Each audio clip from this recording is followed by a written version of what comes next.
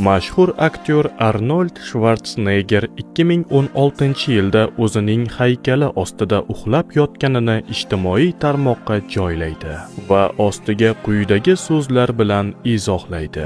Qachonlardir Kaliforniya gubernatori bo'lgan vaqtim bu mehmonxonani shaxsan o'zim ochgan edim. O'shanda administrator menga istagan vaqtim kelib tekinga xona olishim mumkinligini aytgan edi.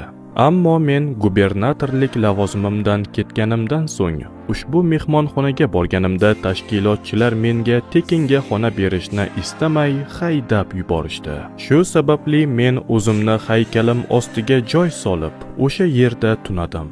Qachonlardir men muhim lavozimdaligim vaqti ular meni maqtashdi, ko'klarga ko'tarishdi.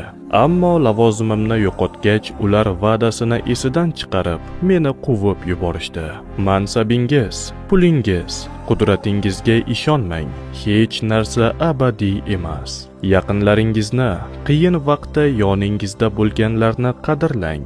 Mana shu chinakam boylik. Qolgan hamma narsa esa soxta.